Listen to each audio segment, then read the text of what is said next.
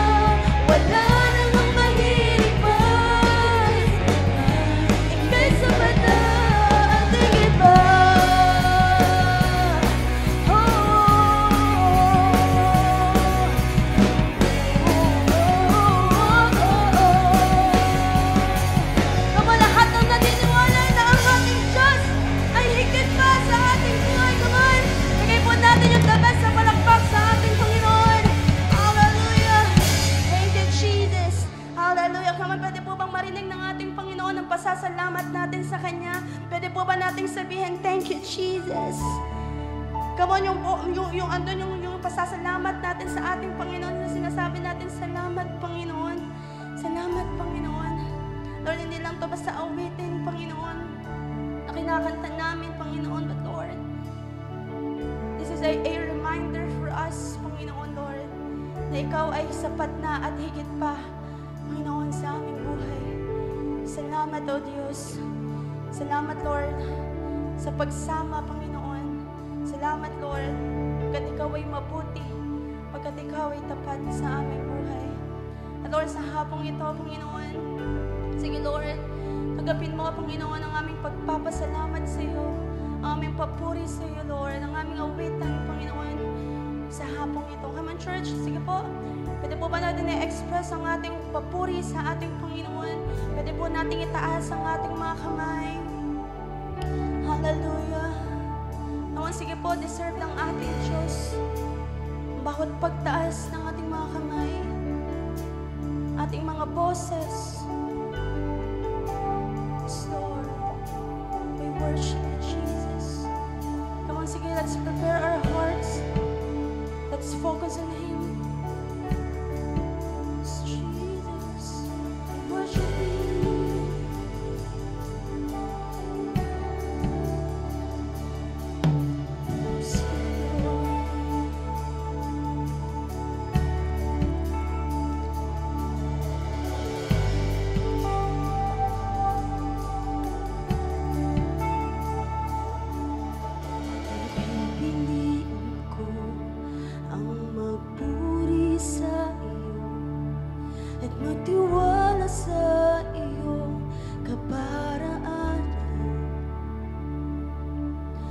Maghihintay sa'yo, aking Panginoon. Kailanman hindi ako pababayaan. Higit sa sitwasyon at suliranin, ang iyong dakilang nganay sa gitna ng bagyo, aawitan kita sa lungkot at sa siya, pupurihin kita. Ikaw, O Diyos, ang matibay na sandigan sa lahat.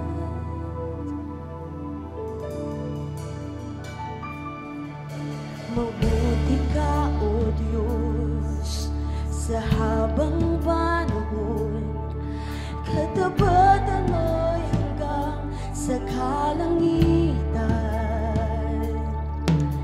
Ang biyaya mo, ang siyang kailangan ko, kailanman hindi ako iiwan. Higit sa sitwasyon at suliranin,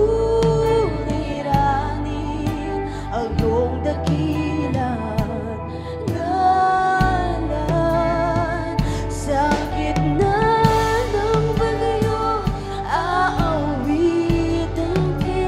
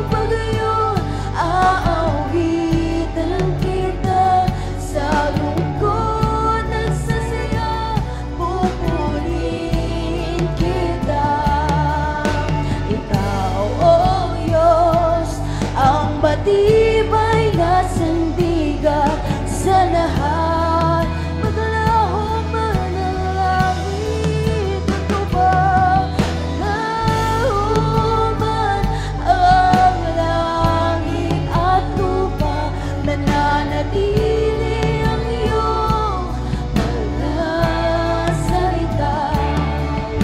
Ikaw, O Diyos, ang matibay na sandigan sa lahat.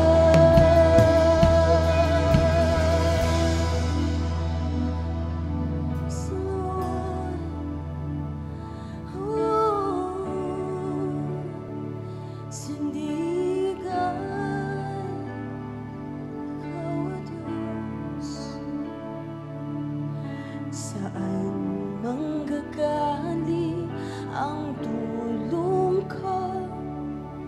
Ang tulong ko'y nagmumula sa iyo. Hindi mabigo at hindi mapapaya, sapagkat ikaw ang Diyos na tapat. Saan manggagaling ang tulong ko?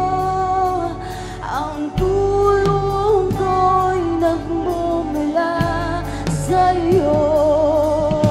Hindi mabibigo at hindi mapapahiya, sapagkat ikaw ang Diyos.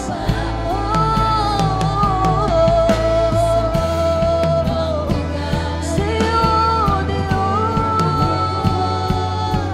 ang tulong ko'y nagmumula sa iyo.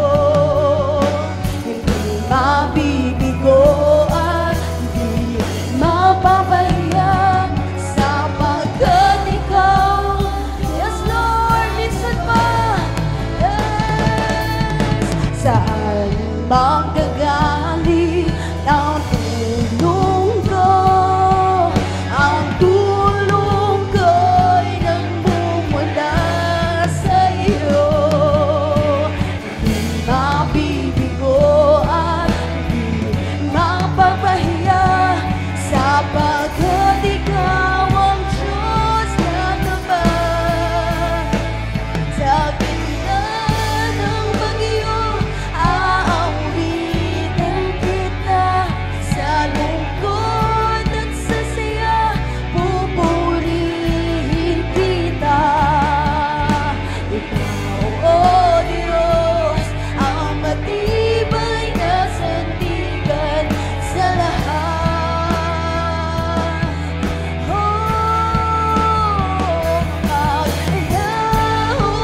Paglahuman ang langit at lupa, mananatili ang iyong mga salita.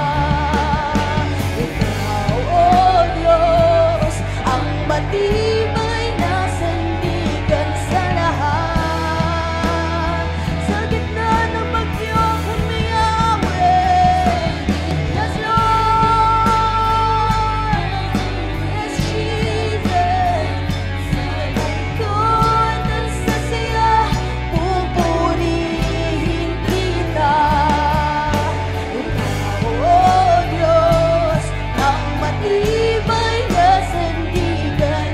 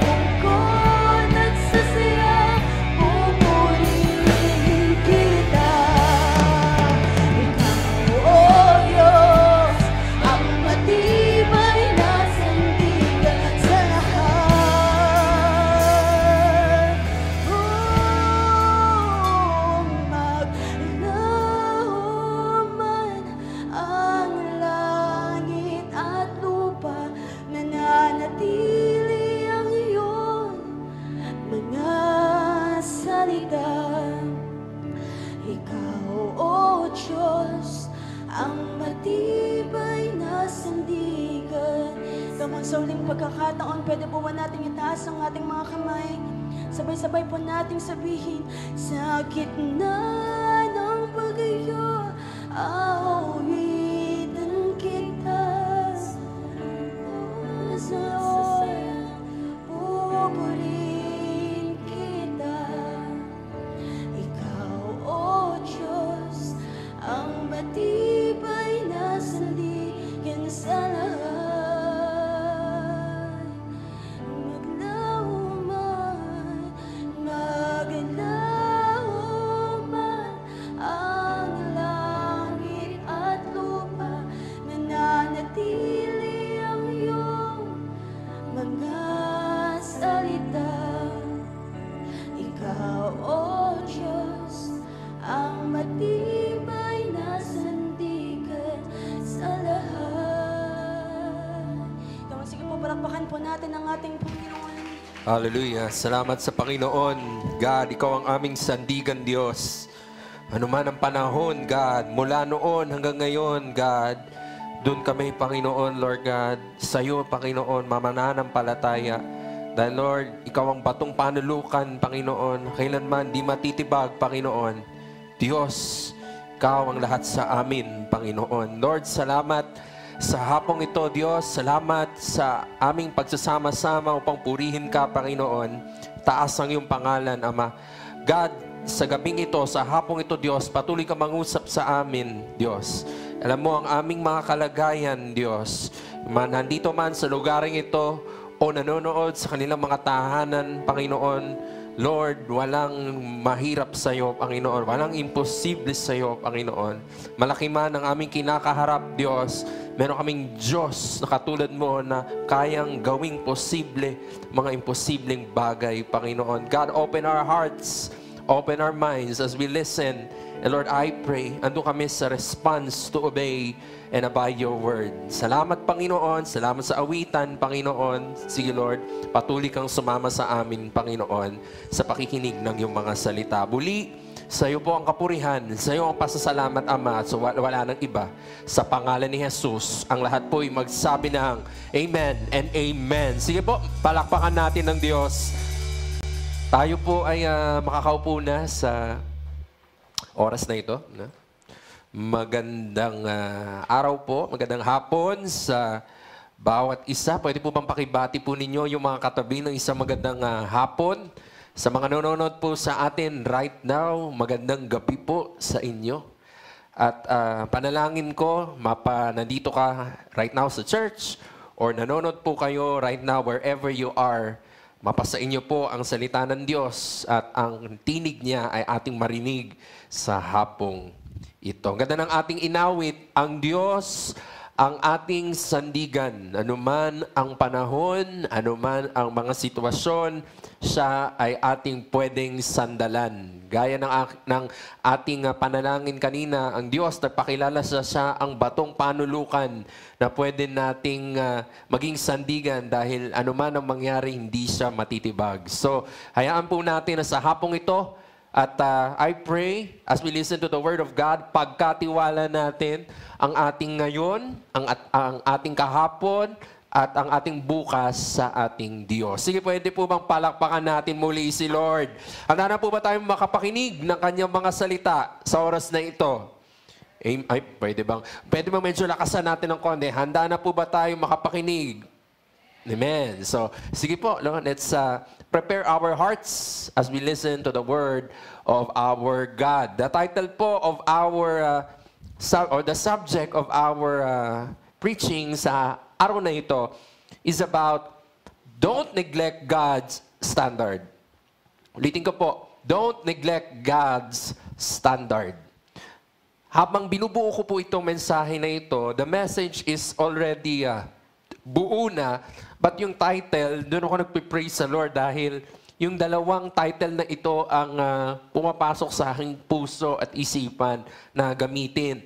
Pero sabi ko, sayang matapon yung isang kataga, baka naman dito tayo kausapin ng Diyos. So, inano ko na sila, pinagsama ko sila or sinama ko na sila. No? Yung isa yung main title Yun na ang command ng Diyos sa atin. Huwag natin kalimutan, iwaksi, o wag natin isantabi ang kanyang pamantayan. Ang Diyos merong pamantayan, mga kapatid. At ang sabi dito sa subtitle niya, When God Holds the Measurement. Mamaya, maintindihan natin kung ano ba yung hawak-hawak na yun ng Diyos na pwede natin tignan sa hapong ito, na pwede na natin maging pamantayan sa ating lakarin, sa ating pananampalataya, sa ating relasyon sa Panginoon. Many preachings ago, I think 2 or 3 preachings ago, Pastor Henry talked about holiness. Ako na-bless talaga ako, and dami ko napulot dun sa mensaheng iyon ng Diyos that the Lord, He is holy. So, takarapat-dapat lang ibigay sa Diyos yung ating best. Best na worship, best na giving, best na service, yung best na testimonya, yung best na mga kwento na sa huli, hindi tayo ang mabibigyan ng parangal, kundi ang Diyos na meron tayo sa ating buhay. So, it reminded us to walk in holiness. No, na tayo ay niligtas, sinalba ng Diyos mula sa kasalanan at yun na nga, ending, impyerno. Pero si Lord, eto siya, nagre-remind siya sa atin that as I save you, as I redeem you, nandun yung hangarin ng Diyos na lumakad tayo bilang ilaw at asin sa mundong ito. At pinahapyawan din ni Pastor on that preaching yung term na grace. We all know the grace of God. We have experienced the grace of God sa ating buhay. At hindi natin ito minamaliit. Bagkus, andun tayo, nagpapasalamat sa Diyos that we receive this grace sa ating buhay. But sometimes, we use this grace, doon sa maling konteksto. May mga tao na yung pag-abuso sa grasya ng Diyos, doon nila ito ginagamit in their lives. Pag-abuso saan, Pastor? Pag-abuso, nagiging lisensya ang grasya ng Diyos upang gumawa ng kasalanan sa kanyang harapan. Na pwede nilang sabihin, baka nga tayo ito, na hindi mabait naman si Lord. Hindi graceful naman ng Diyos. Or punong-puno siya ng mercy. Patatawarin ako ng Diyos. Hindi ako pababayaan ng Diyos. Even nandun tayo sa moment na gumagawa tayo ng mali sa harapan ng Diyos. O nandun tayo sa kaisipang mabait naman ng Diyos. Kaya hindi niya ako pababayaan kahit nandito ako sa kumunoy. Nandito ako, nag-e-enjoy tayo sa paggawa ng kamalian sa Panginoon. And hindi yon ang intensyon ng Panginoon. Kaya yung grace na inilagay niya sa buhay natin, again, salamat sa grace ng Diyos. Alam natin yung ating mga naging pagkakamali before. Ang dami, dump truck, o karagatan yung ating kasalanan. Pero si Lord, mas malaki pa doon yung kanyang naging grace in our lives. Kinover tayo ng Diyos. Pero again, we must not use the word grace, to be a license for us to keep on sinning. To have a lifestyle of sinning in the eyes of our God, sa harapan ng ating Panginoon, o habang tayo nakikita ng Diyos. So that's why our title goes, sabi doon, do not neglect, wag nating kalimutan. Baka ito na yung hindi natin napapansin. Nakakalimutan natin na pagdating sa Panginoon, meron siyang pamantayan. Pwede bang sabihin natin, God has His standard. Si Lord ay merong pamantayan na dapat nating bantayan, dapat nating tignan, at hindi lang tignan, dapat nating lakarin sa ating mga buhay. Let me read to you a scripture in Amos sa hapong ito, Amos chapter 7 verses 7 to 8. Let me read to you. Ang sabi po dito, this is what He showed me. This is in the context na si Lord nagpakita kay Amos through a vision. So, tingnan natin, ano ang nakita ni Amos doon sa conversation nila ng Diyos. Sabi dito, the Lord was standing by a wall that had been built through to plumb. Meron tayong makikitang word dyan, plumb, and yung plumb line. Mamaya, i-explain ko po kung paano to ginamit ng Diyos at paano din natin to titignan sa ating buhay right now. Let me continue. With a plumb line in his hand, and the Lord asked me, what do you see, Amos? a plumb line, I replied. Then the Lord said, look, I am setting a plumb line among my people, Israel. I will spare them no longer. Ulitin ko po, base doon sa ating binasa, ang Diyos, hawak-hawak itong materialis na ito. Plumb line, no? Bear with me, mamaya, explain po natin sa mga hindi pa ganun ka-familiar sa tool na yan, kung ano ba yung plumb line na yan. But, we must understand, in this text, sabi ng Diyos, hawak-hawak ko yung plumb line na iyan. And ano pang sabi dito? Sabi ng Diyos, I am setting a plumb line. Yan, yung plumb line. Among my people, Israel. I will spare them no longer. No, medyo mabigat. Ang sabi doon, hindi ko nahahayaan na mangyari pa ito o parang lagpasan na naman ako o lagpasan na naman itong pagkakataon na ito na in the end, no, gagawin o gagawa na naman ng another, di ko alam, no, yung kalokohan ba yan o mga kahinaan in the time of Amos. So ang sabi ng Diyos, hindi ko na pababayaan ito. I will not ignore. Sabi doon sa NLT version, hindi ko na to i-ignore pa anymore. So, before we go doon sa konteksto ng mensahe, I want to give light doon sa meaning ng plumb line. Ano po? Next slide. A plumb line, mga kapatid, ito ay tool, sabi ko nga, na ginagamit in the old times, during the old times, na mga gumagawa ng pader, gumagawa ng bahay, maybe engineer, o basta yung mga tao na nagbibuild ng struktura, ginagamit nila itong plumb line na ito, ayan, tali siya na merong parang pabigat sa ilalim. And this tool is used para doon sa mga wall ay maging straight siya. So nagiging pamantayan itong plumb line na ito for the walls para makita, ma-check netong mga gumagawa kung pantay pa ba yung kanilang mga wall, yung kanilang mga pader o pwedeng sumaliwa sa kanan o nag-slant sa kabila. So ganun yung gamit, no, in the engineering that time nitong ancient tool na ito. So si Lord, ginamit niya ito in a different manner. No? Ginamit niya ito bilang pamantayan naman, not dun sa literal na wall, but in our lives today. Kaya nandun sa title, When God Holds the Measurement. Sabi dun sa ating binasa, hawak ng Diyos itong tool na ito. At sabi doon sa verse 8, I am setting a plumb line. Si Lord ay magsiset nitong measurement na ito to be measured to His people. At sabi doon, wala akong isi-spare. Walang exempted dito. Lahat ng mga tao in Israel dadaan sa plumb line na ito. So for us, we believe that the voice of the Lord, His heart, not only naman doon sa mga tao in the old times, but His heart is with us today. Andun ang puso ng Diyos sa bawat isa po sa atin. At kung ano ang puso niya sa mga tao before, this is also His heart for us today. So we can look at it like this. Si Lord ay nagsiset ng plumb line to all of us this afternoon. Or, we can look at it na mas big picture. Next slide. God is checking on us. Sine-check tayo ng Diyos. Tinitignan tayo ng Panginoon sa hapong ito. Kung nandun ba tayo sa measurement ng Diyos, ano bang measurement na meron tayo? Andun pa ba tayo sa kanyang kaluwalhatian, doon sa kanyang panawagan?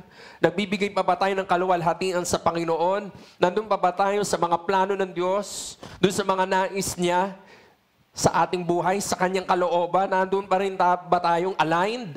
So the Lord, tonight, I pray, nandun tayo maintindihan natin na ang Diyos may standard and, sabi doon, God is checking on us. Ang mata ng Diyos ay nasa bawat isa po sa atin. So when God measures us, kapatid, when He holds that measurement as He checks His people, sine-check niya ng Diyos ayon doon sa kung ano yung pamantayan niya. Hindi ayon doon sa ating opinion. Sa malimit na pagkakataon, yung pamantayan natin sa buhay nating ito, hindi na tayo nakatuon sa Diyos. Or wala na ang bahid ng Diyos. Pagdating sa pamantayan, ang pamantayan natin pwedeng andoon sa sarili nating kaisipan, sa sarili nating opinyon. Hindi, Lord, ganito ako lumaki, ganito ang environment ko, ganito ang nakalakhan ng aming pamilya, o ganito ang kalakaran sa aming opisina, ganito ang ginagawa sa aming paaralan. Ito na yung norm sa aming community. So, ito yung madalas na argumento natin sa Diyos na ginagamit nating bilang bala para sabihin natin na, Lord, hindi ko pwedeng tanggapin yung pamantayan mo, O Diyos. Ano po? Some of us, hindi man sariling ginagamit natin, but we blame or binibigay natin yung bigat to other people. Ano ibig sabihin mo, Pastor? When the Lord is checking on us, defensive tayo agad. Sinasabi natin sa Diyos, Lord, wag muna ako. Lord, mas madumi itong katabi ko. Mas may issue to. Maybe pwedeng sa pamilya, pwedeng sa magkakaibigan, pwedeng sa loob ng simbahan. No? Nandun ka na, ikaw ang dinidil ng Diyos, tayo mismo, pero sige tayo sa turo sa ibang tao. Siya muna, Diyos. Mas kailangan niya, ikaw, Panginoon, kaysa sa akin. Pero alam natin na si Lord, kayang gumawa ng sabay-sabay. Ando lang talaga tayong in denial na ayaw nating pakialaman tayo ng Diyos. Ayaw natin na ilagay yung sarili natin doon sa pamantayan ng Diyos sa ating buhay. At sana po, sa hapong ito, maintindihan natin yung dahilan ng Diyos. At I pray na kumawala na tayo sa ganyang stronghold. Kumawala na tayo sa ganyang spirit. Kumawala na tayo sa ganyang karakter na ayaw nating pakialaman tayo ng Diyos. Our God, He is a loving Father. He cares for all of us. Kaya andun siya, nangingialam. Andun siya dahil alam niya ang buhay natin. Alam niya, nakikita niya ang kahihinatnan ng ating mga ginagawa. At si Lord andun siya to stop kung mali yan. Andun si Lord to encourage us kung magandang dulo niyan. So, let us have a heart, mga kapatid. Nandun tayong nilalapit natin yung ating sarili sa Lord at handa tayong magpabuo sa Panginoon. Sabi dito, kapatid, si Lord, pag tumitingin siya sa atin, hindi niya tinitignan yung ating panlabas na kalagayan. Although mahalaga yan sa Panginoon dahil yan ay magiging ilaw at asin doon sa mga taong gusto din iwin ng Diyos. Pero more than the outside look, tinitignan to ng Diyos as a result if maayos yung kalooban mo, maayos yung kalooban natin, doon sa mga bagay inside of us, steady at na doon solid yung pundasyon. Kaya si Lord, nagmamatter talaga sa Kanya more what is on our inside rather yung ating panlabas na anyo. Pero namamali tayo madalas. Ang pinoproject natin sa Panginoon, yung meron tayong panlabas. But si Lord, ano man ang meron tayo, make up, hindi ko alam, no, literal man yan, or tinatago natin yung sarili natin spiritually sa Diyos. Kita ni Lord yung kalagayan natin sa kaloob-looban at yun yung gusto niyang baguhin. No, dahil alam ng Diyos, kapag yan ay na-pinpoint at yan ang nabago, damay pati panlabas mo. Magkakaroon ng solusyon, hindi lang yung panloob mo na kalagayan, makikita yan sa yung panlabas, magkakaroon ng pagbabago ng buhay. Ano po? So, si Lord talagang, point siya agad sa pinaka-source, no? Hindi si Lord yung parang panlabas lang o temporary lang ng mga solusyon, band-aid na solusyon, no. He wants to ipunta tayo sa pinaka-cause ng problema sa ating buhay. So God is checking on us. Tinitignan tayo ng Diyos upang in the end, as we walk doon sa ating lakarin sa Panginoon, handon tayo na alam natin in our lives, maayos tayo sa harapan ng Panginoon. Andun tayong confident that wherever we are, whatever we do, alam natin na sa buhay natin, andun ang proteksyon ng Diyos. Andun ang Kanyang kamay. At sa huli, hindi natin yan mawari. Andoon ang himala ng Diyos sa ating mga buhay. Sige, palakpakan natin si Lord. But before I go to that, yung background nitong storya ni Amos, sino ba si Amos? He was a minor prophet. Or he is a minor prophet rather. Nung time ni Amos, hindi siya itong parang aral or parang pinakilala ng Bible na nag-aral talaga ng law, ng Torah in the Old Testament. No, he was a shepherd and he was a fig farmer. So ang kanyang setting, ang kanyang prayer room, ang kanyang quiet place, ang kanyang classroom ay sa bukirin kasama ng mga tupa. At yun na nga, sa fig tree, andun siya dahil yun ang kanyang trabaho. Tinawag siya ng Diyos, sa kadahilan ng gusto siyang gamitin ng Lord to speak to the Israel people. And this time, ang mga tao in Israel, on the outside, they were so prosperous. So yung buhay ng mga taga-Israel, talaga may kwento sila, nandun sila sa lubsob talaga sa baba. Pero this time, si Lord, pinadala niya si Prophet Amos sa mga tao in Israel na andun sila, on the outside, they were prosperous. But then again, hindi yan lisensya para sabihin na wala na dapat tayong kailangang baguhin o wala na dapat tayong kailangan ayusin sa buhay ng tao. Because the Lord saw pwedeng maayos ang kalagayan ng mga Israel people on the outside, but on the inside, ando ng corruption. Andoon ang filth. Andoon ang dumi. Ando ng kasalanan. Ando ng puot. Ando ng galit. Whatever it is na in the spiritual realm, hindi nagiging gamit sa buhay ng tao. Andoon sa kaloob-looban ng mga tao that time in Israel. And again, the Lord has spoken to Amos to speak to the people of Israel about those things. So, pagdating kay Lord, hindi talaga hadlang kay Lord ang kalagayan. Mayaman, mahirap, may ngipin, wala, matanda o bata. Hindi si Lord tumitingin on the outside. He is looking in our hearts. Maybe to some of us, nandun tayo sa, Lord, wag mo na akong pakialaman. Sila na lang ang pakialaman mo, Diyos. O, sila yung mahihirap. Mayaman naman ako, Lord. Kayang-kaya ko ang buhay ko, Diyos. O, tingnan mo, Lord, na kahit nandito ako, Panginoon, eto, Lord, meron ako mga pagpapala. Pero again, we can look at that as, baka nandun lang tayo talaga at that time sa grace ng Lord. Pero, again, ang grace ng Lord, pwede natin itong tignan na hindi ito laging andyan. Kasi darating ang moment, si Lord, katulad ng ating binasa, anong sabi niya? I will spare them no longer. Tama na, enough is enough. Mapapahamak ka, anak, mapapahamak ka kung patuloy kang lalakad sa bagay na yan na hindi mo makita kung anong consequence niyan. So, si Lord, He is reminding us sa hapong ito, mga kapatid, that the Lord, our God, He is a just God. Yes, He is merciful. Yes, we thank the Lord for His grace. Pero sa kabilang banda, wag nating abusuhin to dahil ang Diyos na meron tayo, He is just. He is holy.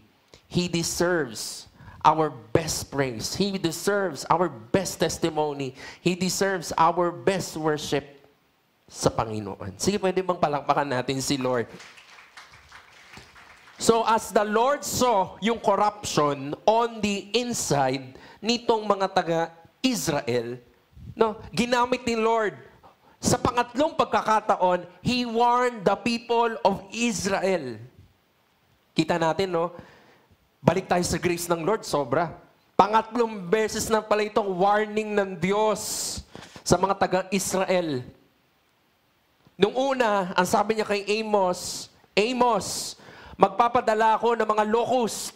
At itong mga locust na ito ay kakain sa mga pananim sa lugarin ninyo at magkukos ito ng taggutom sa inyong lugar. Ang prayer ni Amos that time, Diyos, ang bansang ito, ang bayang ito, Diyos, Lord, hindi namin kakayanin kung mangyayari ito sa amin. Lord, spare mo kami. And the Lord relented.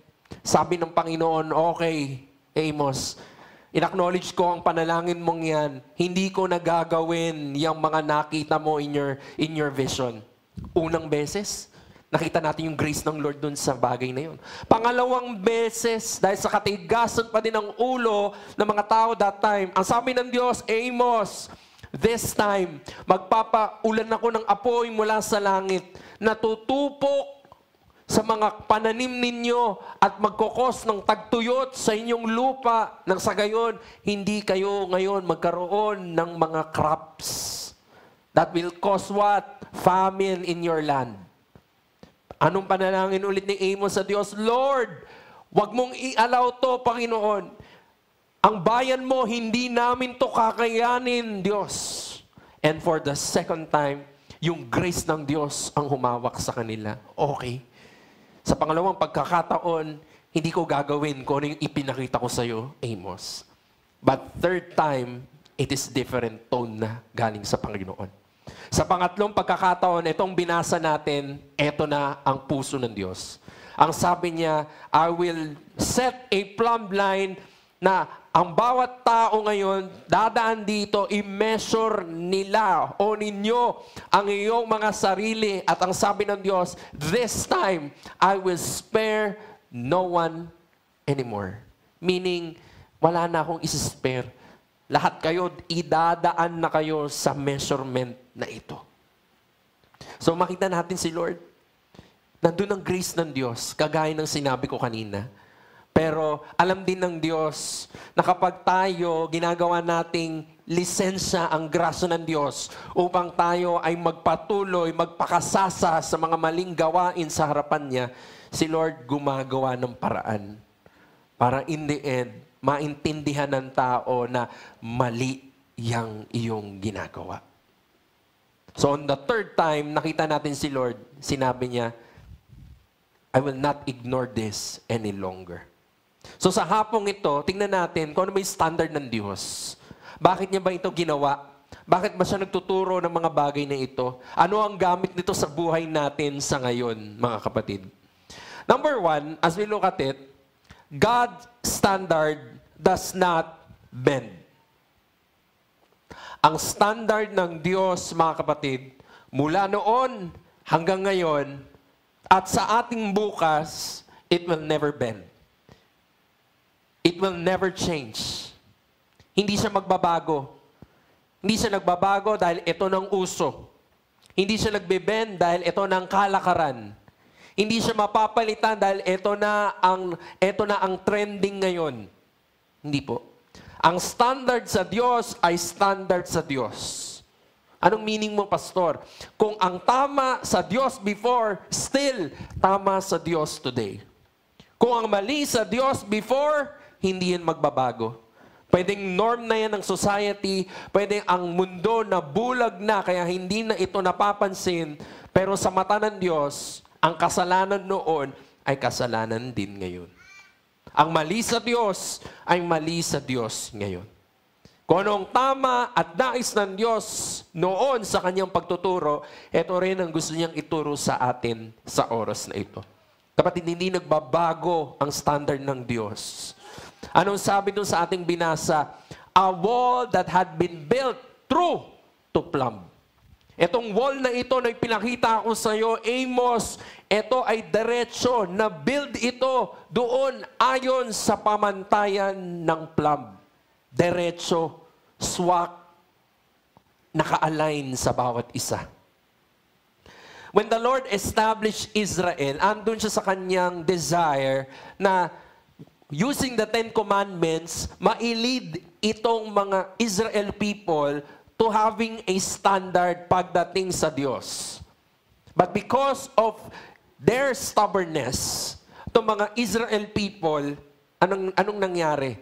Nag-lean sila away doon sa measurement sana ng Diyos. Ano po? Ano ang pwede nitong maging kwento or aral sa atin sa oras na ito? Ang sabi dito, the measuring line does not move to match the wall. Ito minsan kalakaran ng mundo at nakakalungkot. Tayo even, mga mananampalataya, hindi na natin napapansin na pupunta na tayo sa ganitong kalakaran. Yung measuring line na sinet ng Diyos, pilit nating binibend. Hindi, Lord, eto na yan. Hindi, Lord, eto na yan. Yung standard ng Diyos, pilit nating pinapalitan. Pilit nating binabago. Pilit nating ini-interpret ng mali. Pilit nating tinitwist sa corruption. Ito ang kalakaran ng mundo. At nakakalungkot, kapag hindi natin to pinag-usapan sa church, hindi natin to pinag-usapan ng mga mananampalataya, nawawala na yung asin at ilaw sa ating buhay dahil tayo na mismo ang nagpapalit, nagbibend dun sa line na sinet ng Diyos for us to be salt and light. Hindi ito ang nais ng Panginoon. What does He want? Ano ang nais ng Diyos? The wall must move. Yung wall, yung binibuild natin, if we look at it sa buhay natin, yung binibuild natin, meron tayong mga wall na gustong i-build, meron tayong mga bagay na gustong puntahan, meron tayong mga pangarap na gustong marating. The wall must move to match the line. Dapat ang mananampalataya, dapat ang tao, dapat ang Kristiyano, dapat ang mga taong nagsasabing ang Panginoon ng kanilang Diyos, tagapagligtas ng kanilang mga buhay, dapat tayo ang nag-move, tayo ang nag-a-adjust to match that line. Sige, pwede ba nating palakpakan ng Panginoon, kapatid? Why? Why? I have some things here to say, some points rather. Next slide, God's truth does not bend to match culture. Isa ito sa ginagawa ng tao. Yung measuring line ng Diyos, binibend to match a culture. To match culture. Right now, sobra sa social media, kaliwat kanan, chismis dito, chismis dan, issue dito, issue dyan, na parang sa tingin ng tao, normal na lang. No? Sinabi sa Bible, ganito, pero parang tingin mo, every week mayroong bagong ganito. Bagong kwento sa relasyon, bagong kwento sa buhay, etong ginawa. Eto ang tinake, eto ang, di ba, problema. Parang nagiging normal na lang sa buhay ng mga tao today. Yung sinasabi ng Diyos na kasalanan at wag nating puntahan. No? Hindi magbe-bend ang Diyos to match the culture. Hindi magbe-bend ang katotohanan ng Diyos to match that culture. God's truth does not shift based on feelings. Marami ng mga preachings that talk about preaching or feelings rather. So, I believe naintindihan na natin to. Number 3, sabi dito, God's truth, no? Etong katotohanan, if God says something is crook, ano bang Tagalog ng crook? Baluktot. No? Baluktot sa sight ng Diyos, sa kanyang tingin. No amount of human approval. Kahit puntahan mo pa ang presidente, kahit puntahan mo pa si bishop, hindi ko alam, kahit sino pang puntahan natin. Pero magsama-sama na tayong lahat sa isang layunin. Sabihin natin sa Diyos, Lord, mali ka. Pero sa mata ng Diyos, ang bagay na mali, gaano man kadami ang nagdi-disapprove, still sa mata ng Diyos at tama sa harapan ng Diyos, that is mali. Mali siya sa harapan ng Diyos. Minsan tayong mga tao, as we look for counsel sa Panginoon, nandun tayo, Lord, ano bang gagawin ko, Lord? And when God has pointed out issues, crook things sa buhay natin, many times we respond, God, ko-confirm ko lang muna, Lord, Pero deep in our hearts, alam natin na pinpoint ni Lord yung rason sa ating mga problema. But for us, ayaw nating idilito ng Diyos. That's why, minsan, inaano natin si Lord, parang, oh Lord, wait ka lang Lord i-confirm ko lang yung message mo Lord, narinig kita Lord, confirm ko lang Panginoon. And we look for people. And God, hindi ka naman papabayaan talaga ng Diyos. He will use people in your life to confirm what the Lord is saying. Pero many times, pinapabayaan natin. Iniiwasan natin. Ayaw natin we look for people, katulad ng sinabi ko, that will approve, will enable yung mali nating kaisipan, yung mali nating pamantayan, yung mali nating paraan. At yun yung ating ibabala, sasabihin natin, oh, ang dami namin, no? Ito yung tama. Pero again, as what the Lord says, no amount of human approval can bend kung ano ang katotohanan na meron sa Diyos. So for us, alam niyo kapatid, may mga nagtatanong sa akin, paano mo masasabi kung yung counsel na binigay sa iyo ay tama? Simple lang ang sagot ko, kapatid. Yung counsel na yan, tama, galing yan sa Diyos. Isang bagay lang pwede mong unang tignan. Kung yan ay makapaglalapit sa iyo sa Panginoon. Sa testimonya mo, sa kwento mo, sa calling mo, sa purpose natin sa Diyos, sa pangako ng Diyos, then I could say na yan ay tamang direksyon sa iyo ng Panginoon. Pero on the other side, kapag yung bagay na yan ang makapaglalayo sa iyo sa Diyos, kapag yung bagay na yan ang in the end makakasira sa relasyon mo sa Panginoon, then right now, I can say na ang bagay na yan ay hindi galing sa Panginoon. So doon tayo titignan ng Diyos. Standard ko ba? O standard ng mundo? Standard ba ng Diyos? O standard natin? May mga times na ganun yung ating pinipili. Pero si Lord, kailanman hindi magbabago yung katotohanan na meron sa Kanya. Now, tanong para sa atin, are we building our lives around opinions? Saan ba natin binibuild yung wall ng buhay natin? No, in this case, kasi plumb line wall. Hindi wall na parang separation. Yung wall, yung mga ginagawa at binubuo natin sa ating buhay. Are we building our lives around opinions? Opinion, lahat na kung yun na nga Buti sana kung tamang tao. Opinion ng mga tao, in the end, inilalayo ka sa Diyos o doon sa Kanyang salita. Saan ba natin binibuild? Ano bang standard natin pagdating dito? Ang standard ba natin makinig sa bulong ng mundo? O ang standard natin makinig tayo sa salita ng Diyos? Makinig tayo sa tinig niya at doon tayo lumakad. Kahit ito ang trending, pero alam natin hindi ito ang tama sa harapan ng Diyos, sa'yo na lang ang mga bagay na yan. I will abide.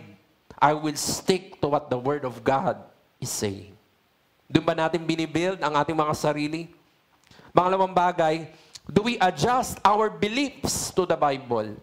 Tayo ba, pag may narinig tayong pagtatama sa atin ng Diyos, pag may narinig tayo in our spirit, na si Lord, He is convicting us sa isang aspeto ng ating buhay, do we adjust? Or, baka tayong itong ina-adjust ang Bible to our beliefs. Marami akong kilalang mga pilosopo, Tasyo, no, na ang kwento ay, yun na nga, tinitwist nila ang Bible to match their needs, to fit their narrative. Na in the end, pag tinignan natin, wait lang, makapaglalayo to sa Diyos. Mali yung pagtingin mo. Doon pa nga lang sa grace, for example. No? Many people will use the word grace to match their lifestyle. Na parang, okay lang to. Na nandun ako sa kasalanan, pinatawad naman ako ng Diyos. No? Hindi yan ang nais ng Lord. Hindi ganyang klase ng pundasyon ang gustong i-build sa atin ng Panginoon. Andun tayo that we seek God. And whatever the Lord says, we will adjust. Adjust natin ating mga sarili. As I told yung pagbe-bend ng Bible and its teachings, ingat po tayo, no? Hindi lahat na napakinggan natin sa internet na mga mensahe ay galing sa Panginoon. Merong movement na ang tawag sa kanila, Christians, progressive Christians. So, ingat po tayo. Ito yung mga Kristiyano, they say they're Christians, but I think hindi, no? At hindi pwede.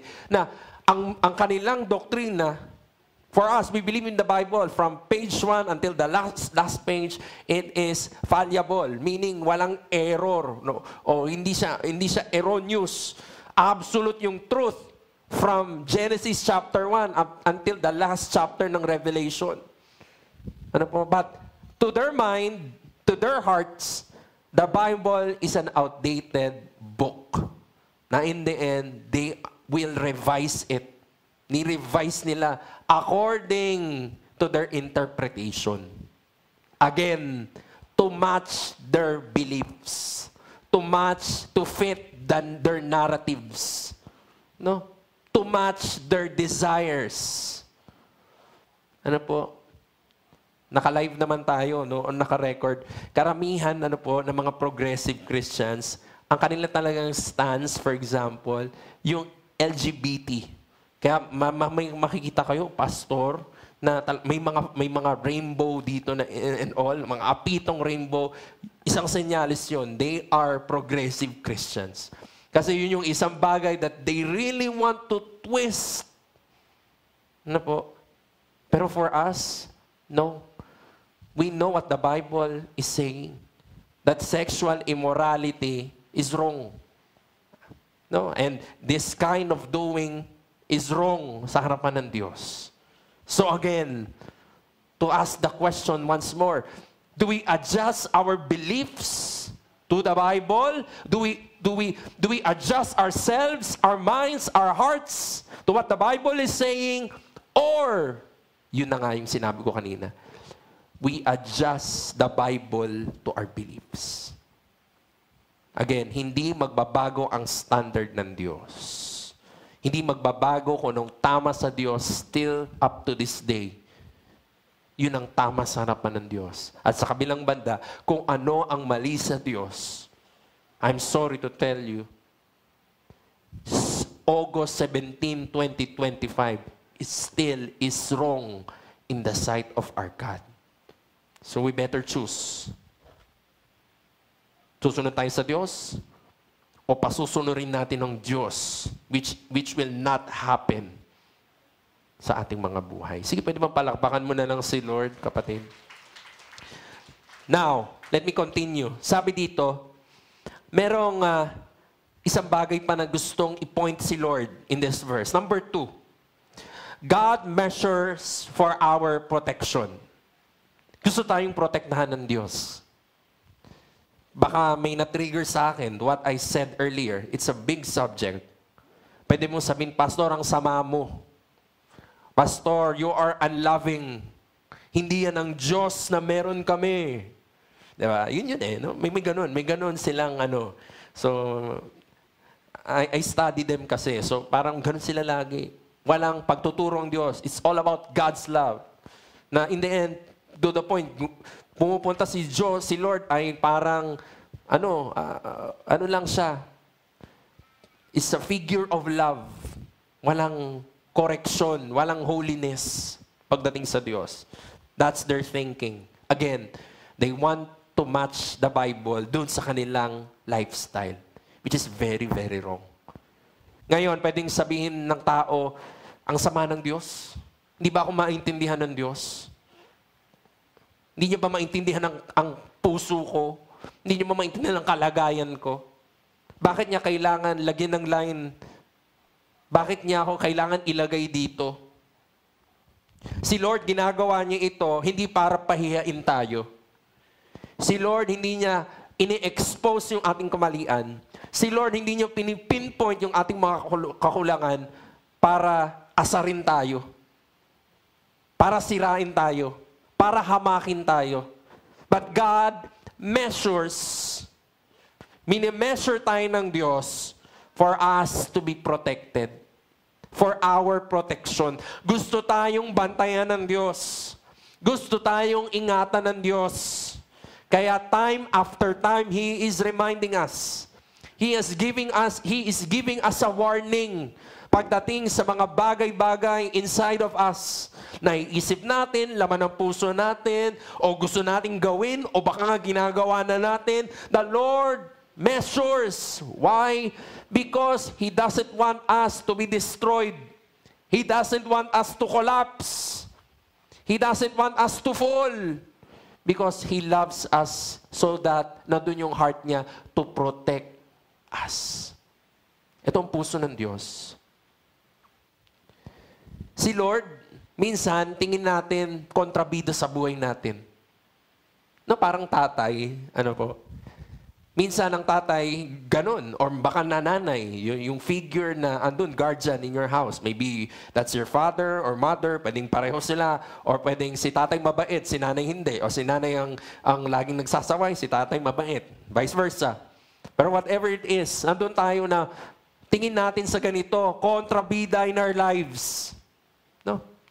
When the Lord is saying, pointing out crooked things in our lives, sinasabi natin, Lord, bad trip ka, Lord. Lord, pakinalamero ka. Nagiging defensive agad tayo when the Lord points out things to be fixed sa ating buhay.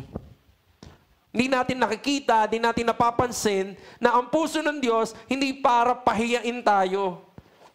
Na pinapoint out yan ng Lord, hindi para sabihin sa'yo na mahina ka. Hindi yan pinipoint out ng Diyos na sinasabi ng Lord na basag ka for the sake na sabing basag ka. Sinasabi yan sa iyo ng Panginoon, sinasabi yan sa atin ng Diyos dahil gusto tayong buuing muli ng Panginoon.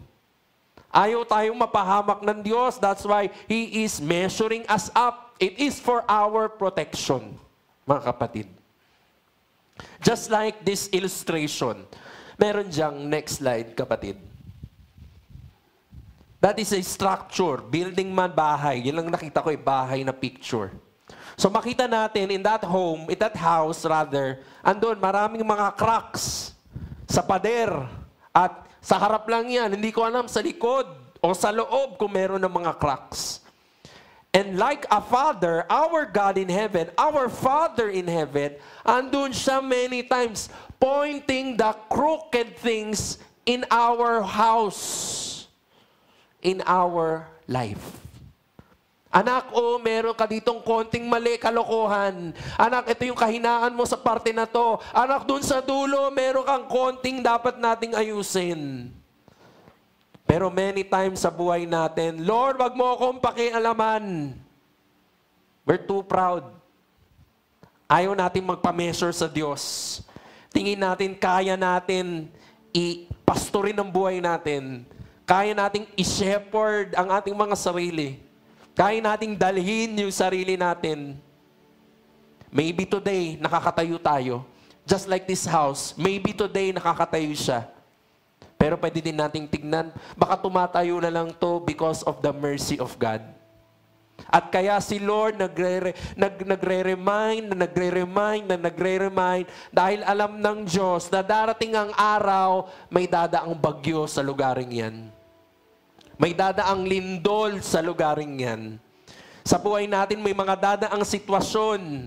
May mga dadaang temptasyon. May mga dadaang, di ko alam, ang enemy, yung kanyang mga kaparaanan.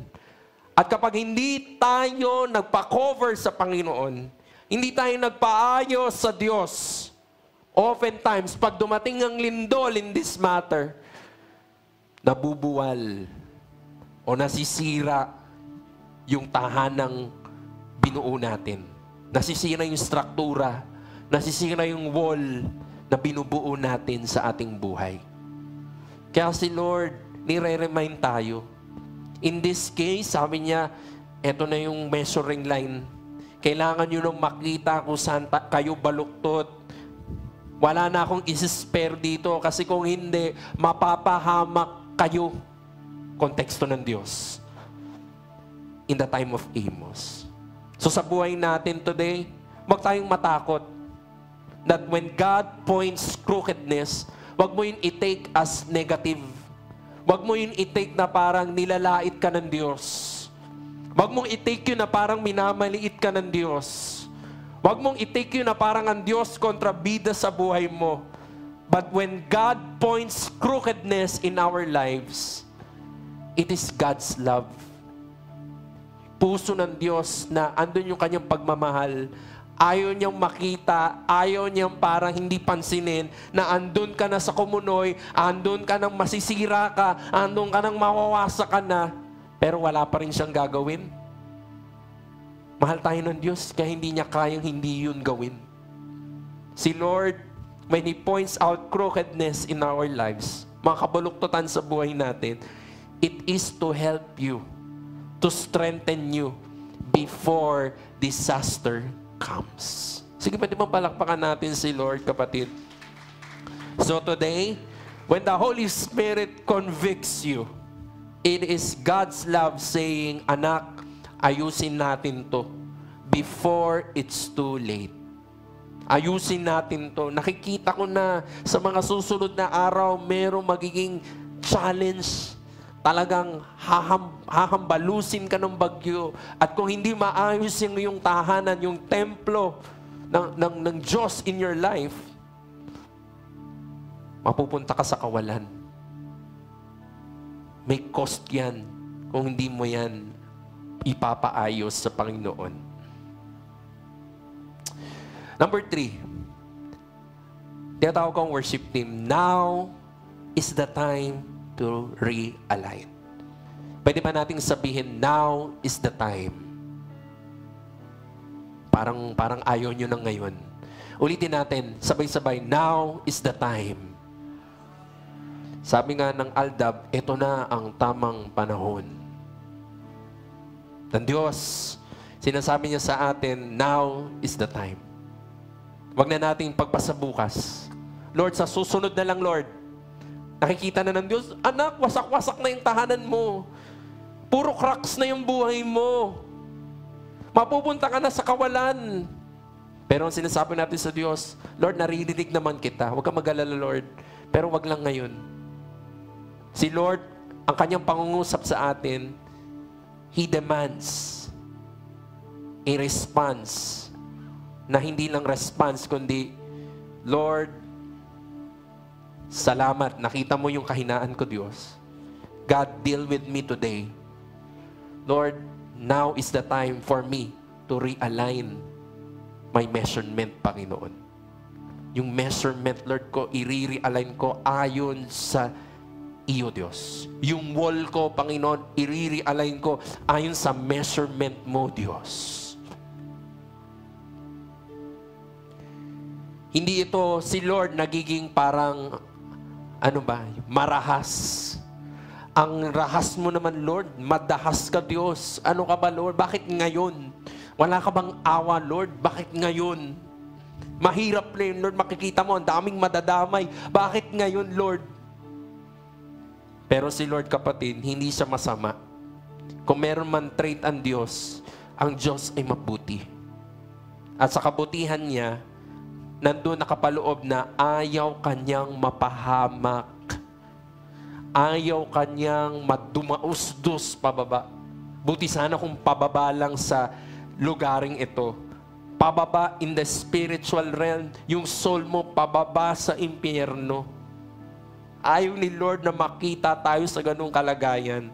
He loves us too much na hindi niya papayagan na tatahimik na lang siya habang nakikita kanyang lumulusong na sa kumunoy dyan sa mga mali nating kalagayan.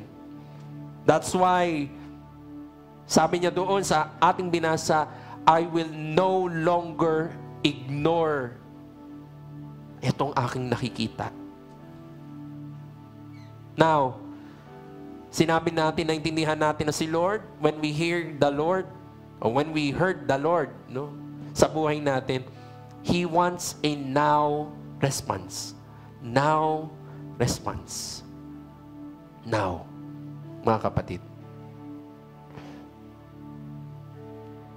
Naalala ko yung isang vlogger, no, hindi ko na siya, nasa point ko pala yun, hindi ko siya nasama, pero sige, try nating isama. Ganda nung kwento niya eh. May vlogger right now, or vlogger, okay, I would call him vlogger, na recently lang siyang na-born again. Talagang literal, na-born again siya. Talagang, yung buhay niya dati, talagang inom, o basta yung kanyang buhay before, talagang wala kang makitang bahid ng Diyos. Nanonood ako ng mga vlogs niya, natatawa ako because entertaining yung kanyang mga vlog, pero or yung kanyang mga skit rather, mga video niya, pero wala talagang bahid ng Diyos. Pero dumating sa point na kilala niya ang Diyos. Nagbabasa siya ng Bible, talagang binidyohan niya, umiiyak siya. Hindi niya makontain. Nag-video siya, sabi niya, eto palang pagbabasa ng Bible. Umiiyak siya, sabi niya, hindi ko to alam. Ngayon ko lang to ginawa.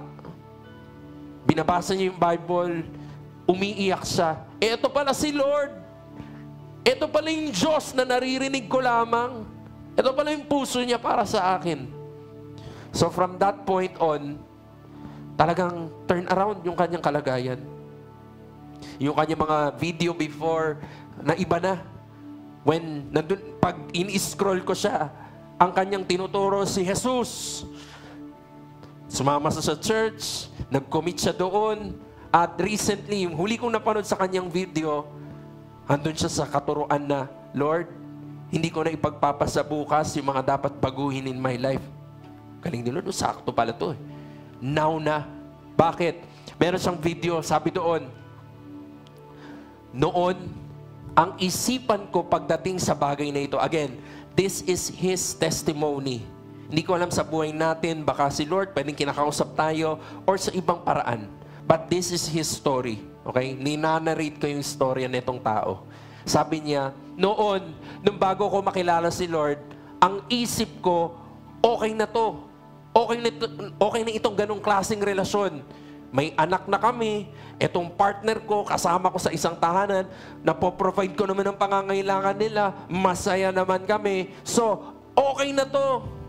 Hindi na namin kailangan magpakasal, hindi na namin kailangan ganito, ganyan, hindi na kami kailangan i-bless ng Diyos. Kasi kung masaya naman kami, at kung meron naman kami, that's fine. Yun yung kanyang storya. Sabi, yun ang kaisipan ko noon. Pero ngayon, nakilala ko na ang Diyos, naintindihan ko, hindi pala ito ang puso ng ating Diyos. Hindi pala ito ang pamantayan ng Diyos pagdating sa bagay na ito. So after that, mga kapatid, sabi ko sa inyo, 3 weeks pa lang ata na siya ay nag-proclaim na siya ay born-again Christian na. Born again. Binago siya ng Diyos. Doon sa video din na yon, bumili siya ng sing-sing. At yung sing-sing na yon, in that video also, nag-propose siya doon sa kanyang partner. Makita natin, no? Yung response ng tao, na in the end, doon siya, Lord, patawarin mo ko. In this matter, in this manner, Panginoon, hindi ko ito naintindihan before.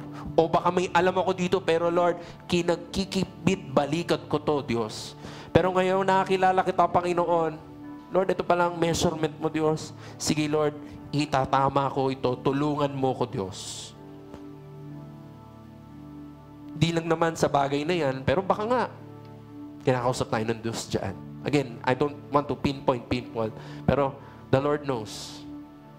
Pero sa ibang banda naman, baka doon tayo kinakausap ng Panginoon. And the Lord wants us not only to hear and respond, the Lord wants us to move now. Pwede man sabihin natin sa ating katabi, now is the time. Now is the time. Delay in correction makes the event harder to fix. Delays in correction. Nung nag-aaral po ako sa engineering, merong isang subject doon, ang pangalan ng subject na yon is strength of materials. Kung engineering ka, architecture ka, kasama yan sa units na kukunin mo. I don't know other mga course, pero in my course, may strength of materials. So strength of materials, meron dong constant na figure or number. Doon, pagdating, ang tawag doon ay breaking point or yield point. Itong breaking point or yield point na ito yung ability ng isang materials, mapabakal, mapakahoy, mapaplastic, yung kanilang bendability. Paano ba sila ka-strong i-bend? Or paano ba sila, basta, when it comes to lalagyan mo ng puwersa itong mga materialis na ito. At yung breaking point na yun, ito yung number wherein kapag lumagpas ka dyan, anumang material yan, at nilagpasan mo yung breaking point na yan, yung material na yon will crush, pwedeng 2, yung isang buo, naging 2, or will crush into pieces. And, as we delay our now sa Panginoon, dun sa pag-realign niya sa atin, it makes the bend harder to fix. Sabi ng Lord, anak, tama mo na yan. Sabi ng Lord, anak, itama mo na yan. Sabi ng Lord, anak, itama mo na yan. There will come a time na yung bending ng isang bagay will come to a breaking point. Huwag tayong mag-alala naman sa isang banda. Kung nandun ka na sa sobra talaga, si Lord kaya naman talaga magbago ng buhay. Kaya niyang i-restore yan. Pero si Lord sa isang banda, andun siya sa heart na, anak, huwag na tayong pumunta sa ganitong instansa. Because kung dito lang, pwedeng hindi pa masyadong naapektuhan, wala pa masyadong consequence yan. Wala pa masyadong cost yan. Pero pag nandito ka na, yes, I'm a God who does the impossible. Pwede ko yung idiretso sa buhay mo. Pero masakit yan. Marami kang dadaanan dyan. O baka nga at this point, marami nang nasira. Nasira ang pangarap sa'yo ng Diyos. Nagkaroon ng lamat ang mga relasyon. Nasira yung calling sa'yo ng Panginoon. Nasira yung pagpapala na dapat nandun na sa buhay mo pero hindi natin nakita. Because of delaying God when it comes to realignment. Huwag na natin puntahan yun, kapatid. Kaya natin, wherever we are today, hindi na tayo mag-bend. Kundi, unti-unti na nating ilagay yung kalagayan natin na, Lord, i-realign mo ko, Diyos, ayon sa yung nais in my life. Sige, palakpakan natin si Lord, kapatid. Now, realignment, it means repentance. Included sa word na realignment, we need to repent. Maraming tao na nagka-counsel, nagpapa-realign, pero walang repentance. That is not proper. And that will lead you to nowhere. Hayaan natin na sa gabing ito, we realign ourselves, but first, we must repent. Pinipinpoint ng Diyos yung ating mga naging kakulangan, kahinaan, at mga pagkakamali. We ask for repentance sa Diyos. Lord, sorry. Naging mapagmalaki ako sa iyo. Naging mayabang ako, Diyos. Akala ko kaya ko, Lord. Akala ko kaya ng pera ko, Diyos. Akala ko kaya ng connection ko, Lord. Akala ko kaya ko itong isikreto, Panginoon. But Lord, hindi pala. Tulungan mo ko, Diyos, na maitama ko ito, Panginoon. Samahan mo ako, Lord. I-lead mo ako dito, Diyos. Na in the end, yung mga bend sa buhay ko, Lord, dumiretso, ma-realign ako, Panginoon, ayon sa iyong pamantayan, Diyos. That should be our prayer sa Panginoon. Mamaya, pray tayo ng repentance. Pray tayo ng realignment sa Diyos. At ang aking, siguro, pakiusap, let's be honest sa Lord. Mapa, nandito tayo sa church. Nanonood ka man online. Let's be honest sa Lord. Si Lord handang tumulong. Si Lord handang sumaklolo. Huwag ka mag-alala. Pero first, for God to move in our lives, we need to let Him move. Parang ano lang yan. Parang attorney at ang kanyang kliyente. Para matulungan ka ng attorney mo, kailangan mong sabihin sa kanya yung buong kwento. Wala kang itatago. Wala kang ikukubli sa kanya para matulungan kanya. Ganon din sa Diyos. Kahit alam na natin, alam na ng Diyos, pero nais pa rin ng Lord na mismo sa atin manggaling na, Lord, dito ako mahina, Diyos. Tulungan mo akong ma-realign muli sa iyo, Panginoon. Sige, pwede mo palakpakan natin si Lord. Now, as we end, how to measure your life with God's line. Linya ng Diyos. God's line. God's line. Not the line of this world. No. God's line, kapatid. We need to ask Him daily, Lord, does my life match your word? Doon pa lang, pwede na nating tingnan eh. Ito bang buhay ko right now, Diyos? Ginagawa ko, nagmamatch ba to sa salita mo?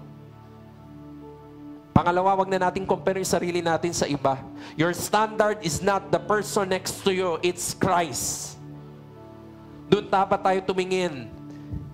Yung pundasyon natin sa Panginoong Jesus, yung pag-build natin sa buhay natin, dapat nandun nakatuon, nakatingin tayo kung ano si Lord sa ating buhay. Not to others. Wag sa katabi mo. Even wag sa akin dahil wag. Magiging baluktot ka. Alam ko si Lord, marami pang dinidil in my life. And I look to God na Lord, ikaw maging standard ko, Diyos. Na sa gayon, maidiretso ko yung mga baluktot ko sa buhay ko, Panginoon. Pangatlo, we need to adjust quickly. Now is the time. The moment the Spirit of God convicts us, shows you an area sa buhay natin that we need to change, we must act quickly. We must adjust quickly. We must realign now. Now, kapatid. Now, as I end, do not try to move the line to fit your life. Do not try. Wag mong subukan. No. Malis na tayo sa kalagayan na binabago natin ang standard ng Diyos. Alam natin ito ang standard ng Diyos, but lagi natin tinitilt, eto, Lord. No. Move your life to match the line. Ulitin ko, tayo ang mag-move, tayo ang mag-adjust, tayo ang magbago, patungo doon sa line na sinet ng Diyos sa ating mga buhay. Tayo, kapatid. Walang blessing, walang miracle, walang presensya ng Diyos doon sa kalagayan na patuloy nating minumove yung line ng Diyos. Wala. Oftentimes, lugmok, iyak, pasakit yung ating nagiging bunga.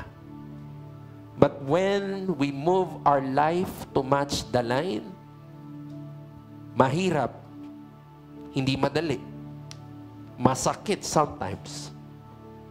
Pero, nandun yung hope in your heart. Andun kang confident na, Lord, hindi ako nag-iisa. As I match my life to your will, to your plans, Panginoon, andun ang iyong saklolo, andun ang iyong kalinga, andun ang pag-asa na meron sa iyo, Panginoon. So si Lord today, He is knocking on our hearts. Anak, align. Align with the measurement that I set sa inyo na mga mananampalataya. Sa atin bilang Kristyano, sa atin na nanampalataya sa Panginoon. Sige, pwede mong palakpakan natin si Lord. Can we stand up? Pwede po ba tayong tumayo?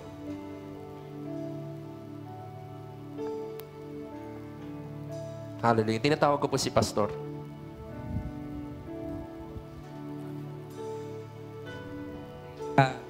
Lahat tayo guilty dito sa nadinig natin, ano? Even making. Kasama ako dyan, no? But, bigyan natin ng halaga yung word na do it right now. No? So, abang naririnig natin yung message, I think sa isang banda, may sinasabi sa'yo si Lord. At pwedeng real time siya kasi nandiyan ka sa ganong klase ng sitwasyon. No? Ulitin ko po, pwedeng sa isang banda, ako din naman yun. But, sige, sama-sama tayo sa hapong ito. No? Hindi ko alam, but minsan lang naman natin to ginagawa o ako. Kayo mga nakikinig sa amin online, kasama ka din dito. No? Na si Lord ay gusto niya makita yung respond, yung sagot natin itong sermon. Sabi, hindi to bukas, hindi to para next week. Now, sabi niya. So, hindi ko alam, abang pinakikinggan mo to, ako, ramdam, ikaw talaga to eh. Ngayon, kung ikaw yan at gusto mo nang makalaya, no? Sabi doon sa illustration, yung una, okay pa kaya pa ng yung ibinibend yung bakal. But yung pangalawa ay almost andun na siya eh. At yung pangatlo, talagang ano na lang, sobra na talaga, yung mercy na lang talaga ng Diyos. But wag na nating gawing pang-apat kasi baka maputol na. Wala na, hirap nang i-fix. No? Nandun na yung trouble, magkukomplikado na yan. No? Mas mahirap na siyang ayusin. At maybe, yun na nga, yung sinasabi ng Diyos sa atin, na anak, huwag nang umabot dyan. No? Madadamay ang madami. No? Magugulo ang lahat. Dahil yan sa bahay, sa trabaho, hindi ko alam, yung mga tao na sa paligid natin. But, sige po, wag natin sayangin itong pagkakataong ito. Yung word na now. At hayaan mo si Lord, abang siguro, wag mo nang tignan kung sino yung katabi mo. Kasi maybe baka nandun tayo na nakakaya naman, no? At tingin ko naman, lahat tayo dito, merong issue sa Lord. No? Dependent kung si ang talagang willing na sabihin, Lord, ako tong kinakausap mo, Diyos. At gusto ko nang magpa-align sa iyo, Lord. At kita naman na hindi ako naka-align noon base sa iyong standard. Kapatid ko, ikaw yan. Halika. Sama-sama tayo, manalangin sa Lord. At sige, no? Habang ipinagpipray kita, si Lord nandito sa hapong ito, no? Meron bang kinakausap si Lord? Habang napapakinggan natin yung mensahe, pwede ko bang makita yung kamay? Sige po. Pwede ko bang makita yung mga kamay? Sige po, maging honest tayo, no? At sabi ko nga, tingin ko, wala namang maayos eh. Lahat ay wala sa alignment. So huwag ka mag-alala, hindi ka nag-iisa, no? Oh, no? Hindi ka nag-iisa. At huwag mong gawing reason niya na parang nakakaya naman, no? But, pwede ba? No? Hindi, ikaw na nakataas ng kamay, halika. Yung makita ka lang ng Diyos, hakbang mo lang yung paa mo dito. Sapat na yan, no? Kasi pwede naman madaling nakataas ang kamay, but pagdating na sa decision, no? Na yung repentance, no? Pwede naman sa isip lang, but friends, sige na, sayang to kasi baka nga, hindi mo alam bukas, pumutol na yan, no? Sumabog na yan, no? Ng mga komplikasyon, no? At ang hirap ng habulin yan. That ang message na ito, sinasabi na ang agapan yan, ngayon na yan. Yan pagbukas. Ikaw na nakataas ang kamay, nakita ka ng Diyos, halika. No condemnation. Come here. Come here. Sige na. At tingin ko naman, wala naman maiwan talaga dapat eh. Come here. Sige na, this is for you, no? Sa'yo to, sa atin to. Come. Bisa lang natin to. Sige na, i-acknowledge mo yung mga pagkakamali. Wala, no condemnation. Come, wag mo patigasin yung puso mo. Ikaw na nakataas, ina ng kamay at talagang in-acknowledge mo na ikaw yan,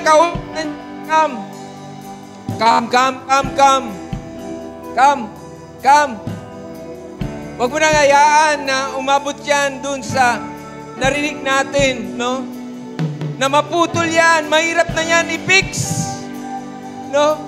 Mahirap na yan ayusin. Magkakaroon na yan ng mga complication. No? Madami nang madadamay dyan. Na habang hindi pa nagaganap yan. At po pwede na andyan ka na sa kaduluduluhan and hindi pumapayag si Lord na dumating ka sa punto na talagang mapuputol na yan, no? Today is the day, no? Kasi kung walang repentance, walang deliverance, alam mo kapatid ko, wala talagang totoong pagsisisi. At nandun lang sa kaisipan na sinasabi mo naman, walang repentance, hindi ka madideliver dyan. Yan, walang kagalingan dyan, no? Walang deliverance. hindi ka makalis dyan. At maybe, hindi ko alam, no? Pwedeng ando na yan sa sulan. At pwedeng matagal na yan. Issues ba yan? Hindi ko alam. Sabi ko nga, walang condemnation. Lahat tayo may issues. But si Lord gusto niyang i-fix yan. Sabi nga na nga, hindi yan para kondenahin tayo. No? Andito yung sermon na nadinig natin dahil si Lord gusto niya tayong ayusin. No? Maybe andun ka sa desire mo but wala ka nang magawa. This is your day. Meron pa bang naiwan sa likod? Hindi ko alam ano. But I think this is your opportunity. Bakit ba? No? Halos nandito na lahat. Ano pa ang inaantay mo? No? Naiiba ka ba? Kasama ako dito. No? At sige na, hayaan natin na kung meron mang gagawin si Lord. Walang maiwanan. No? Walang maiwanan. Kasi si Lord, ayaw niyang umabot tayo sa punto na ando na tayo, durog. Mawawasak yung maraming mga bagay sa buhay natin. At tama yung sermon, this is real time, no? This is not for your tomorrow. No? Hindi to para sa isang linggo mo, darating o sa next year na lang, no? This sermon is for you, no? For today. Hindi natin alam anong pag-uwi mo mamaya. Hindi ko alam, no? But si Lord ay at ayaw niya nang mangyari yung kaduluduluhan nito ay kawasakan. Kaya taas natin yung ating mga kamay. Sige, taas mo yung kamay mo. At pwede ba, hindi ko alam, kanina bumubulong-bulong ka kay Lord, no? Pwede sinasabi mo, Lord, sorry, but hayaan mong ito ay maging very personal at nakbang mo na lang naman yung paa mo. And this time, ito yung nabalid na sa Lord. Sige, say so to our God. Hindi ko alam sa isang banda, alam mo yun, may pagkakamali ka. May pagkakamali tayo. Meron kang kinalaman dyan, no? Meron kang kinalaman dyan. O pwedeng, tulad ng narinig natin kanina, na nagtuturo tayo kung sino-sino may sala. Pero sa totoo lang, meron tayong kapati dyan kung bakit nandiyan ka sa kinalalagyan mo, no? Pinaintulutan mo yan or kabahagi ka dyan, no? But this time, wala nang turuan, no? Maging personal. Kasalanan niya, kasalanan mo, kasalanan ng lahat, no? But si Lord gusto niyang ikaw tayo, ikaw mismo, na gusto mo sabihin, Lord, tulungan mo ako dito, Diyos. Hindi na ito panahon ng pagsisisi, no? Ito yung panahon na sabihin natin sa Lord, Lord, help me. Pwede mo bang sabihin sa Diyos yan sa hapong ito, Lord, help me. Sige, sabihin mo sa Lord, Lord, help me. Hindi ko alam, pinubulungan. No. Kung kailangan mo sigaw yan, sigaw. Help me, Lord. Pwede ba? Isa pa, help me, Lord. Help me, Lord. Sige, naririnig ka ng Diyos. At Diyos lamang ang pwedeng tumulong dyan. Wala nang iba. Oh God, hallelujah, Lord, ikaw lamang ang aming saklolo. Wala nang iba. Walang iba. Hindi tao, hindi sino. Si Lord, alam mo yan, si Lord lang ang pwedeng tumulong dyan. No? Maybe that is already stronghold.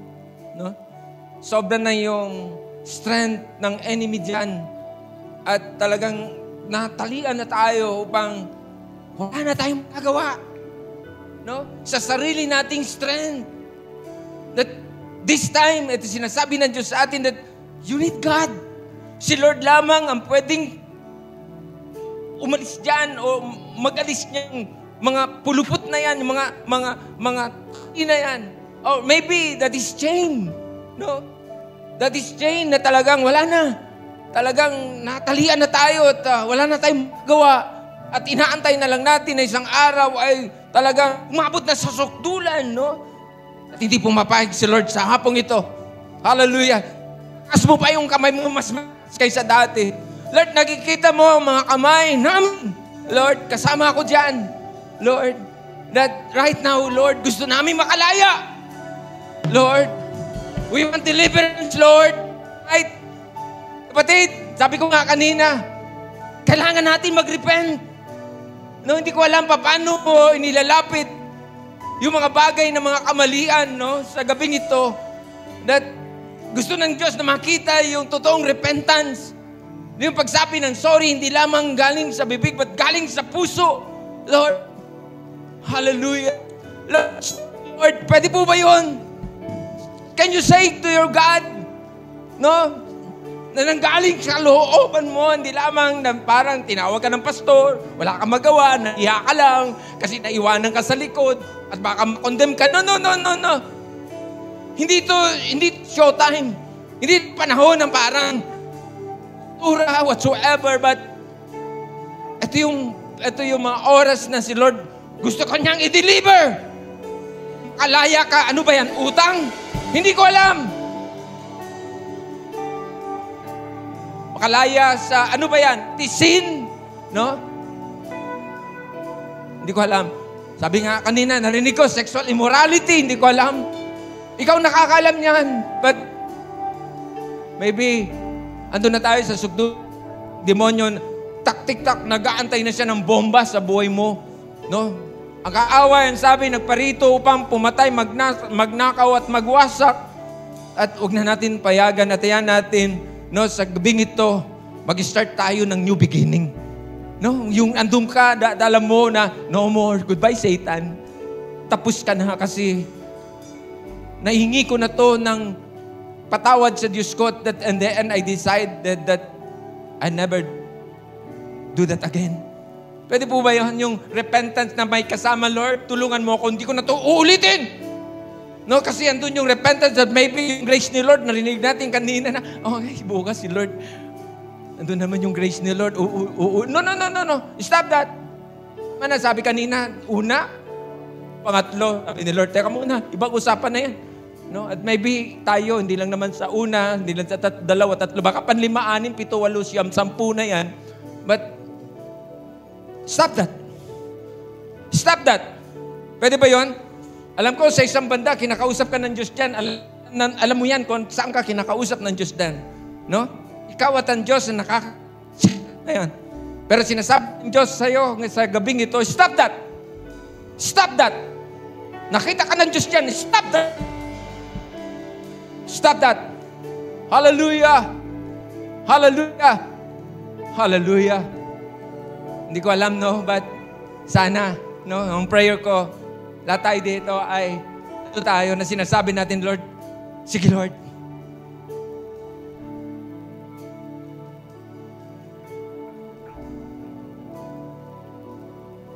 Tatapusin ko na to, Lord. Tatapusin ko na to, Lord. Hallelujah. Pwede ba? Hindi ko alam ano. Hindi ko alam. But maybe meron talaga dito na, alam mo yan, tik-tak, tik-tak, tik-tak, tik-tak, anytime, sasabog yan. Meron ba? At kunting movement lang. Sige na, okay lang yan. No condemnation, no? Wala. At least para, meron ba? Alam mo yun. Na talagang grabe na lang yun. Mercy ni Lord. But andun yung conviction ng Diyos na si Daddy, anak, stop that. Because ang Diyos hindi naman talaga nagko-condemn ang enemy. No? Nakahanap siya ng pangsirain ng buhay mo. No? Come. Halika.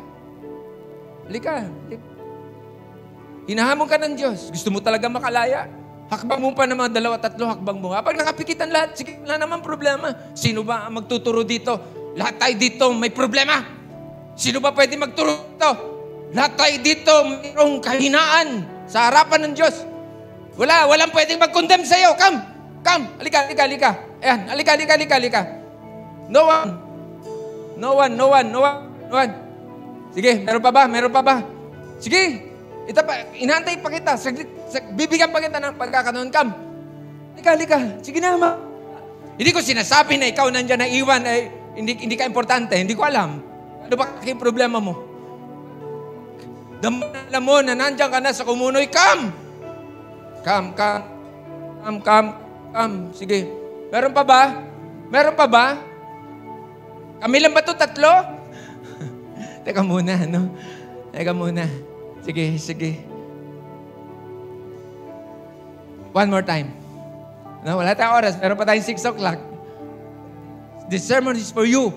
No? Wag mo ituro yung katabi mo, hindi ko alam, sa bahay mo. Ikaw tong kausap ng Diyos sa gabing ito at gustong-gusto ng Diyos na pagkatapos ito, malaya ka na.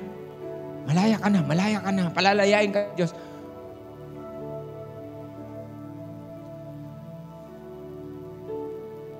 Well, hindi ko alam, but I think okay naman, but hindi ko alam, no?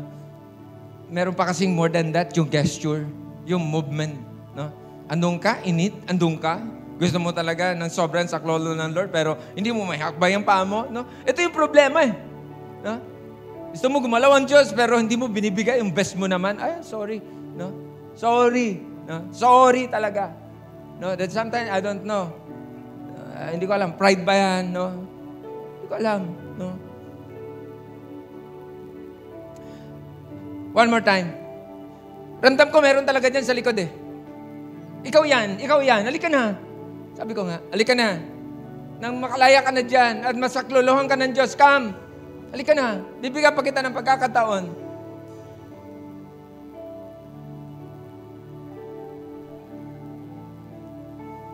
Huwag na natin tutuloy. No? Parang, alam mo yung si Lord ay, ano yan? Faulty worship. Yung lalapit sa Lord ng kalahati. Lord, kalahati lang. Hindi pwede. Gusto mo makalaya, buo, bigay mo. No? Ito, minsan lang ito hamunan eh. That sometimes sayang kasi itong opportunity. No? Lord, nakikita mo itong matatapang na ito, Lord. Alam ko. Hindi, or something, but God, Lord, ito yung mga anak mo na gusto na makalaya sa kanilang kalagayan. That, in the end, Lord, this is more than prayer. No, yung desire. That sometimes, Lord, ito yung problema namin. May mga binibigay kami sa gusto namin kunin sa iyo ang kabuuan, pero 1/4 lang binibigay na. Oh, stop that. Oh, one more time. No? Another call. Ikaw ba yan kausap ko? Lika na. Meron talaga akong pakiramdam na meron pang more than these two. No? Ano pa ba? Talaga? Kapatid. Oh, meron pa dyan. I sense in my spirit that meron pa. Halika na. Minsan lang to. Halika na. Salamat tayo. Halika tayo. Nakikita ka ng Diyos. Sige, meron pa. Halika na. Sayang to. Hindi lahat sa ganitong pagkakataon, halika kapatid, hindi sa lahat ng pagkakataon na nadidinig natin to, at sa lahat ng pagkakataon, binubuksan ng Diyos itong altar upang lumapit tayo sa Kanya. Meron pa dyan. And I sense in my spirit that, alam mo, bandage ka. No? Bandage ka. Sabi ko nga kanina, sorry for that word, no? That is more than influence. At hindi, walang condemnation. Gusto kang palayain ng Diyos dyan. No? That nandiyan ka na parang bandage na, wala nang magagawa. Come. Halika na. Meron pa ba? Come here. Ikaw itong kausap ng Diyos. Hallelujah. Ura bababa shandara kaya. Oh, hallelujah. Stop that. Right? Oh, walang magagawa yan. That is from the enemy. Gagamitin ng demonyo yan. So that in the end, mababaong ka. No? Mababaong ka na dyan. This is your opportunity. Nakita ka ng Diyos, gusto mo makalaya dyan, pero hindi mo magawa. And this time, nag-set ang Diyos ng time para sa'yo. No? Nag-set ng time ang Diyos for the opportunity para makalabas ka dyan sa kumunoy na yan. Ura bababasanda rabakaya. Oh God, hallelujah. Meron pa ba? I think meron pa. Ikaw yan, halika na. Oh, eto. God, sorry talaga. Sorry talaga, Lord. At sorry talaga. Lord, salamat sa mga anak mo na to. Ora babababasanda rabakaya. Nakikita yung desire mo. Oh God, oh Lord, yung kahinahan mo na hindi mo kaya. But tonight, the Lord is your strength. Ora babababasanda. The Lord is your strength. Simula sa araw na ito, lalaya ka na dyan. You and your God, alam niya yan. Kung ano yung mga secret, no? But tonight, sinasabi ng Diyos sa'yo, sa gabing ito, malaya ka na dyan. Ora babababa, natanggal na yung mga tanikala, no? Na ginawa ng enemy, no? Sa buhay mo, no? Anumang mga chain na yan, sa gabing ito, kinalas na yan ng Diyos sa buhay mo. Para bababa siyanda, In the name of Jesus. Ura baba. In the name of Jesus. In the name of Jesus. Mabuhay ka na malaya.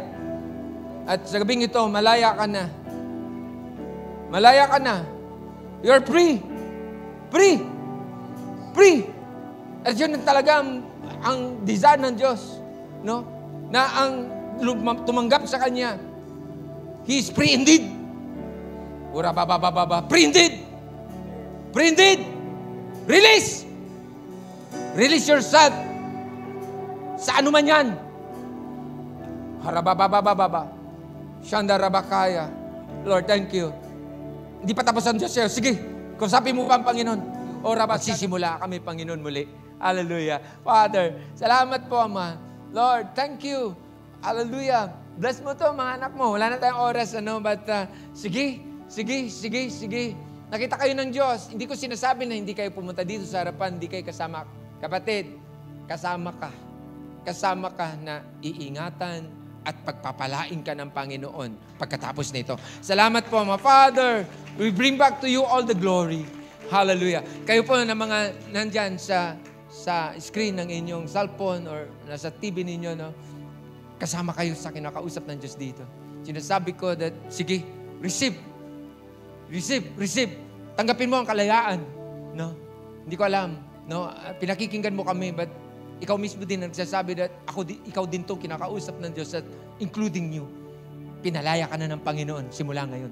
In the name of Jesus. Father, thank you. We bring back to you all the glory, O God. Hallelujah. Father, salamat po, Lord, sa experience, sa pagkakatanto sa gabing ito, Panginoon. And thank you, Lord, sa mga anak mo. Lord, lahat kami. Lord, yun yung prayer ko. Walang maiwanan. Kayo na mga nasa likod, sige, receive. Tanggapin mo yung, sabihin mo, malaya na ako. Pwede ba mas malakas pa dyan? Malaya na ako. Woo! Hallelujah. Can you shout hallelujah? Hallelujah. Thank you, Lord. Hallelujah. Lord, alam ko na kung meron mang isa sa pinakamasaya, Lord, ikaw ito, Lord. Lord, napasaya ka nito yung mga anak. Kapatid, si Lord, ang unang pinasaya mo, no, sa paglapit mo sa Kanya sa gabing ito. Si Lord, ang nabigyan mo ng kaluguran, no? That si Lord ang nabigyan mo ng glory sa gabing ito. Salamat po, Ama, Lord. Father, we bring back to you all the glory.